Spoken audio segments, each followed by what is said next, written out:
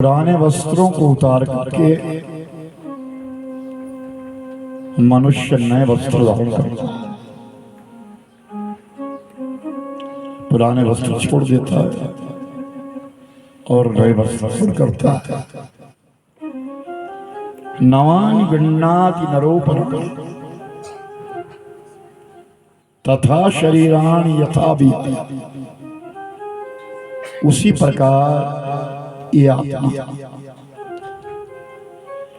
एक शरीर को छोड़ करके दूसरे शरीर में प्रवेश करती है। मृत्यु तो केवल शरीर की है, आत्मा की मौत नहीं है। आत्मा तो अमरत्व को प्राप्त है।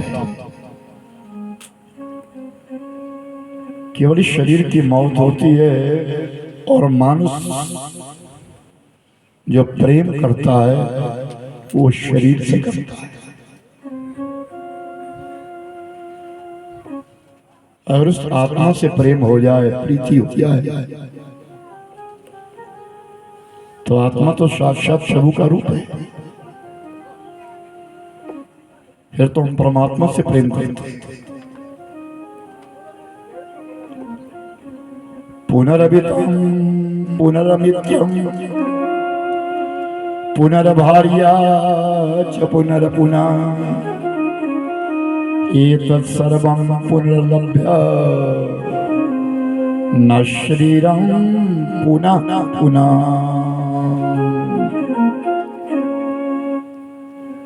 धन चला जाए तो मानुष फिर कमाता,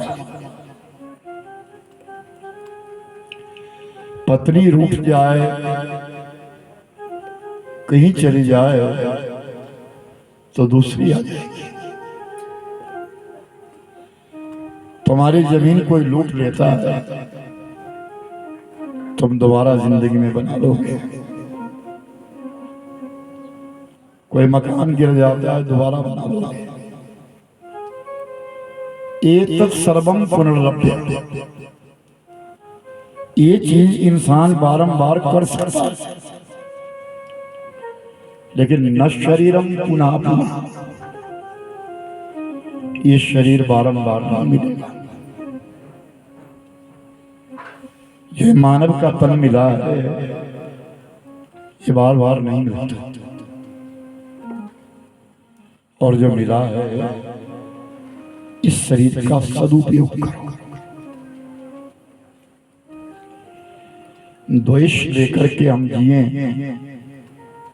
तो क्या क्या किसी से बैर विरोध कर लेते हैं, जीवन निभा देते हैं। आखिर इस शरीर को छोड़ करके तो जाना है।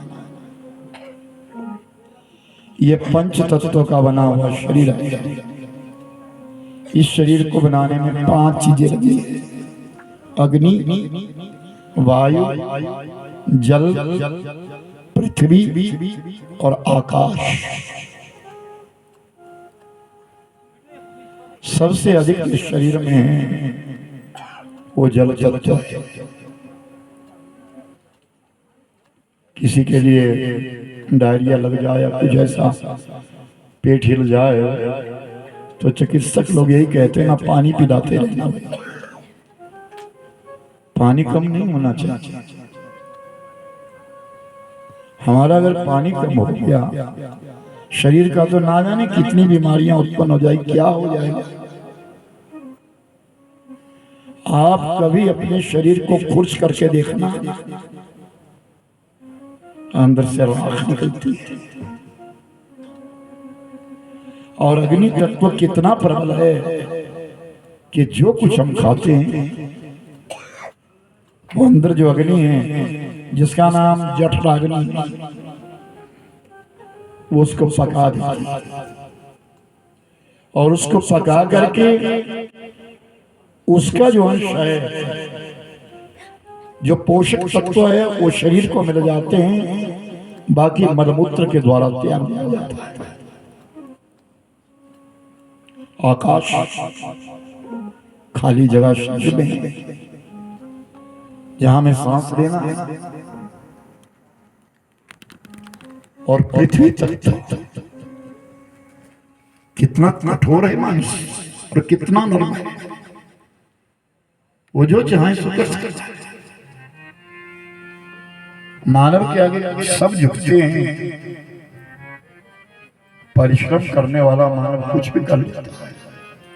आज बड़े बड़े आविष्कार हो रहे हैं, वो मानव ही तो कर रहा है, मनुष्य ही तो कर रहा है।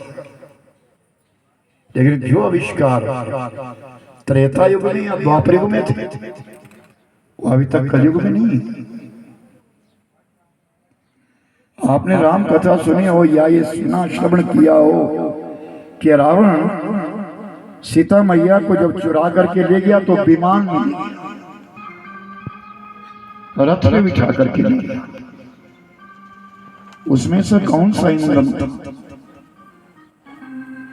वो पुष्पक विमान कितना बड़ा था, जिसके बीच में हजारों लोग बैठ गए, और वो कितना छोटा था, जिसमें अकेला रावण घूमता था। ये विज्ञान तो था। लंका में बैठा हुआ रावण अपनी समृद्धि के द्वारा, सुमेरन के द्वारा पाताल में रह रहे अहिरावण को बुला रहा है। और आज भी है, जिसको आप मन से याद करो ना। महापुरुषों ने तो ये कहा है कि सोती बार आप जिसकी स्मृति करते हैं वो तुम्हारे सपने में नहीं, तुम्हें मिलने के लिए भी चला आता है। और फिर कहते मैं कल ही तो आपकी बात कर रहा था। आप ध्यान करिए, विचार करते रहिए, मैं उससे मिलना है, मुझे मिलना है, मिलना है। और आया यहाँ उसका टेलीफोन आ जाता है और मानव हक्का बक्का रह जाता है। भाई मैं तो तुझे याद कर रहा था, तो तेरा तो अपने आप ही टेलीफोन आ गया। ये क्या है? यही तो स्मरण है। ये मन की तार, ये मन जब परमात्मा से भिड़ जाता है, लग जाता है, तो ईश्वरीय प्रेरणा होती है। सत्कर्म की ओर चलने के लिए प्रेरणा मिलती है। ईश्वर की कृपा के बिना नहीं होता। कलेर दोषो निदिन रजति एकामान गुना। सुखदेव जी कहते हैं, राजन सुनो, कलयुग में अनेक दोष हैं, बहुत दोष है, लेकिन एकामान एक गुण महान है। बहुत बड़ा गुण है कलयुग में। क्या? कीर्तनम कृष्ण देवस्य मुक्तम संगम परम व्रजेत। मुक्ति पाने का सुलभ रास्ता है क्या? भगवत नाम उच्चारण करना। जंगल में जाने की जरूरत नहीं है, किसी बड़े मंदिर में भी बैठने की आवश्यकता नहीं है, कहीं भटकने की जरूरत नहीं है। अपने घर में रहो और वहीं रह करके भगवत नाम स्मरण करो। गृहस्थ हो, सारा दिन नहीं बोलेंगे, काम भी करेंगे, लेकिन कम से कम सुबह शाम तो उस मालिक का चिंतन कर सकते। हमारे मन में ये भाव आ जाना चाहिए, हम किसी के हैं, कहीं हमें जाना है, हम इस संसार के नहीं।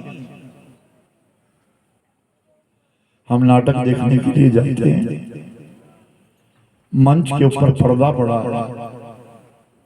पर्दा फटता है और लोग नाटक मंचन करने के लिए आ जाते हैं।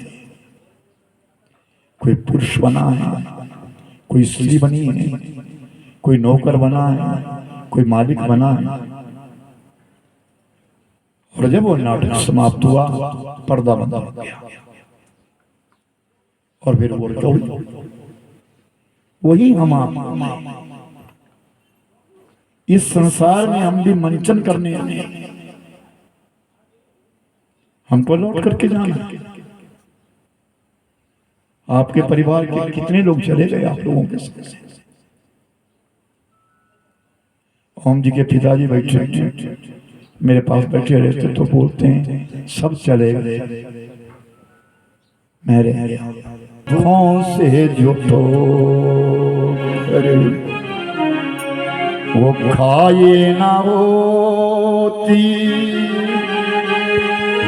तुम्हारी प्रभु याद आई ना होती, दुखों से जो हो गए आई न होती, तुम्हारी प्रभु याद आई न होती, तुम्हारे प्रभु याद आई न होती, तुम्हारी प्रभु याद आई न होती, तुम्हारी प्रभु याद आई न होती, तुम्हारी प्रभु याद आई न होती, दुखों से जोकर आई न होती, तुम्हारी प्रभु याद आई न होती, दुखों से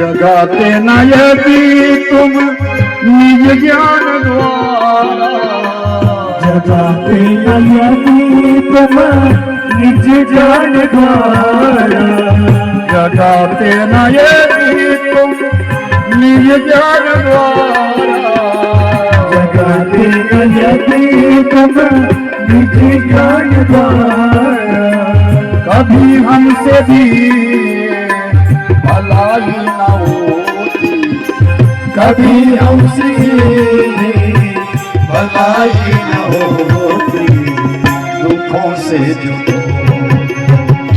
आई न होती, तुम्हारी प्रभु याद आई न होती, तुम्हारी प्रभु याद आई न होती, तुम्हारी प्रभु आई न होती। ये चदरिया तुम जोड़ करके आए हो, ये तुझे लौटानी है, इसमें दाग मत लगा। ये विचार कभी मत करिए मेरे परिवार का क्या होगा, वो अपना नसीब लेकर के आया है। ये विचार कर मेरा क्या मैंने अपनी जिंदगी में किया क्या। क्षत्रिय कुल में उत्पन्न हुए विश्वामित्र सन्यासी बने, क्षत्रिय कुल में उत्पन्न हुए महात्मा बुद्ध विरक्त। ये आपका क्षत्रिय कुल है, धर्म की नींव मिली है। आपके अंदर एक धर्म का अंकुर होना चाहिए। कहीं तो ज्ञान मिला होगा इस सल्ला को, इस बेटी को ज्ञान तो मिला होगा कि क्यों ना मैं अपने पूर्वजों के लिए कुछ सत्कर्म करूं, अपने भाई बंधुओं को इस कथा को सुनो। कहीं से तो ज्ञान मिला, ये दिखाने के लिए कथा तो है नहीं। बड़ा पैसे वाला इंसान दिखाने के लिए कथा करता। हमारे पूर्वज कह के गए हैं, पत्थर पर खड़े होकर के इंसान बड़ा नहीं बनता। बड़ा बनने के लिए कोई गुण चाहिए, कोई स्तुति चाहिए, कोई वंदना चाहिए, कोई नेक कर्म ऐसा चाहिए जिससे दूसरे का कल्याण हो जाए। आज राजा परीक्षित से पूछा गया, राजन आज आपकी मृत्यु निश्चित है। तक्षक नाग आएगा, आपको डसेगा। कोई मन में प्रश्न हो तो कहो, कोई मन में प्रश्न हो तो कहो। याद रखना, जिंदगी में 4 सूत्र विशेष हैं।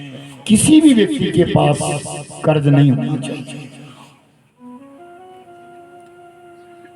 व्यक्तियों ना यहां कर्ज ले लेता है, लोन ले लेता है, वो कर्ज है। तुम दे नहीं सके, तुमको दोबारा आना पड़ेगा। ये पता नहीं है मानुष दे मिलेगी या नहीं। अगर के कुत्ता बन करके आया तो दरवाजे पे खड़े होकर चौकीदारी करनी होगी। घोड़ा खच्चर बन करके आया तो उसका काम तुमको करना होगा। जिंदगी में आप किसी का कर्ज नहीं होना चाहिए। और दूसरी बात, अपना फर्ज बाकी नहीं होना चाहिए। जो मानव को कर्म मिला है, फर्ज मिला है, उसे पूरा करके जाओ। कर्ज नहीं होना चाहिए, फर्ज नहीं होना चाहिए, मर्ज नहीं होना चाहिए, कोई प्रश्न नहीं होना चाहिए। जाने से पहले जिंदगी में प्रश्न नहीं रहना चाहिए।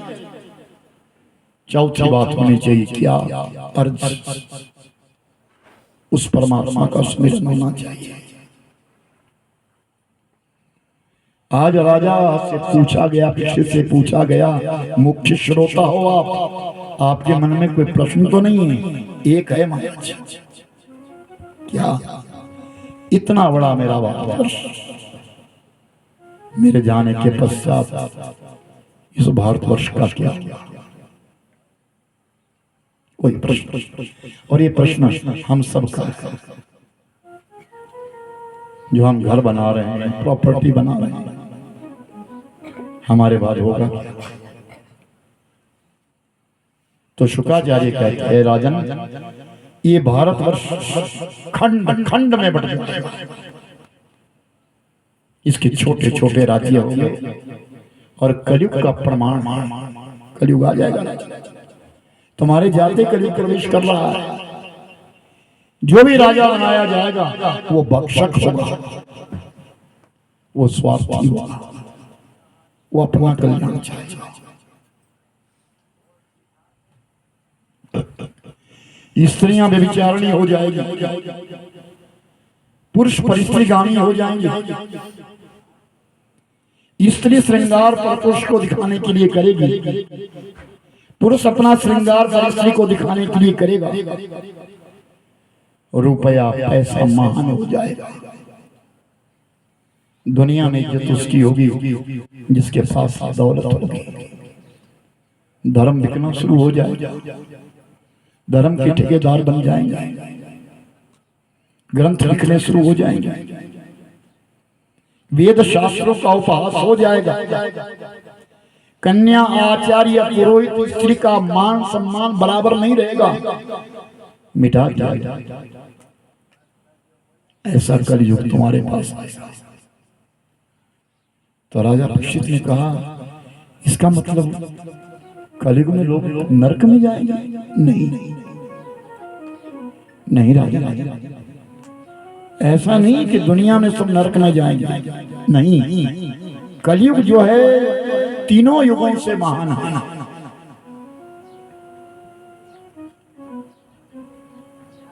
तीनों युगों से महान है कलयुग। क्या? कृतये यत ध्यायते विष्णु त्रेतायाम यजतो मकै द्वापरे परिचर्यायाम कलहु तदहरि कीर्तना।